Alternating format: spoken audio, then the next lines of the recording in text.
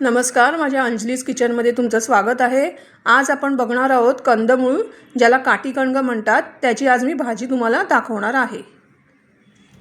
हे पहा, हे काटीकणगं आपण उकडून घेतलेली आहेत। आता ह्याची सालं आहेत ना, ती सालं आपण काढायची आहेत। हे बघा, सालं काढली ना की ही असं आतून सफेद निघेल। तर आपण याची सालं व्यवस्थित काढून घेऊया। आपली सालं काढून झाली आहे। सालं काढताना ना काही तुटले, तर आता आपण हे चिरून घेऊया। तर आता आपण हे कापून घेऊया। हे लहान लहान आहेत ना, म्हणून असे गोलच कापायचे। म्हणजे तुम्हाला वाटलं तर तुम्ही बटाट्याच्या फोडी करतो तशा केल्यात तरी चालेल। आणि हे उकडून घेतलेले आहेत, त्याच्यामुळे तुम्ही पाहिजे तसे कापू शकता। तर अशा तऱ्हेने आपण सगळे कापून घेऊया। तर हे आपण असे गोल कापं करून घेतलेली आहेत। आता ह्याच्या पुढची प्रोसेस मी तुम्हाला दाखवते।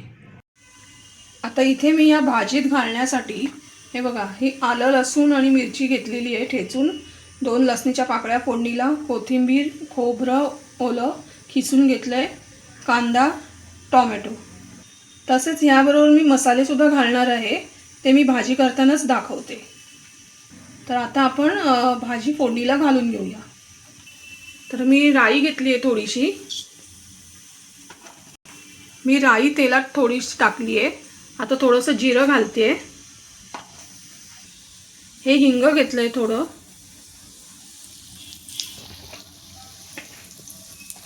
या लसणीच्या पाकळ्या घेतल्यात ठेचून। एक लाल मिरची मी तोडून घेतली आहे बारीक करून। आता मी कांदा घालते।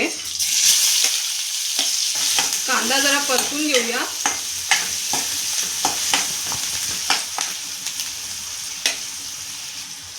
आता टोमॅटो घालते।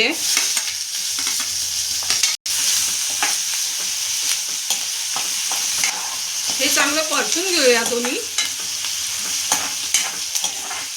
आता ही आलं लसूण मिरचीची पेस्ट आहे। मिरची अगदी थोडीच घेतलेली आहे, बारीक 2-3 तुकडे एकाच मिरचीचे घेतलेले आहेत छोट्या।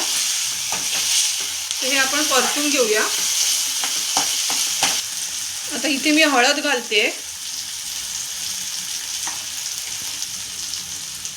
त्याच्यानंतर हे लाल तिखट घालते। मसाले तुम्ही तुमच्या चवीनुसार घाला। थोडासा गरम मसाला घालते। थोडी धन्याची पावडर घालते। आणि हे सगळं चांगलं आपण परतून घेऊया। आता ह्याच्यात ही भाजी आपण चिरून घेतलेली ती घालते। आता ही आपण चांगली परतून घेणार आहोत।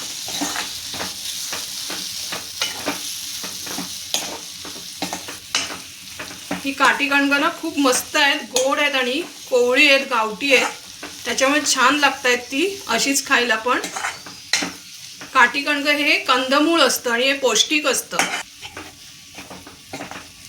आता आपण ह्याच्यात खोबरं आणि कोथिंबीर घालणार आहोत, कारण आपण उकडलेली होती त्याच्यामुळे भाजी काय पाणी टाकायची गरज नाही, शिजवायची गरज नाही। ती उकडून घेतलेली त्याच्यामुळे ती मऊच झालेली होती।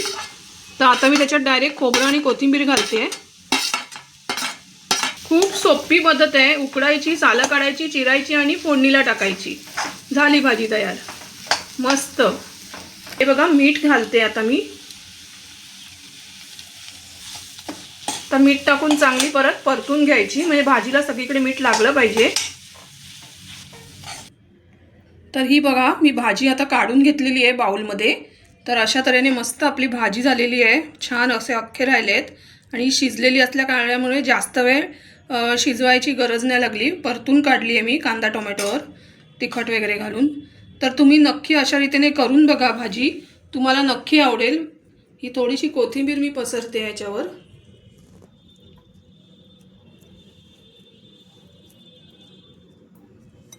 लहान मुलं जर कंदमुळं अशी खात नसतील तर त्यांना तुम्ही अशा तऱ्हेने करून घाला, कारण कंदमुळं ही तब्येतीला चांगली असतात, पोटात गेलीच पाहिजे। दाखवली आहे तशी ही भाजी करून बघा आणि माझ्या अंजलीज किचनला लाईक करा, शेअर करा, सबस्क्राईब करा। धन्यवाद।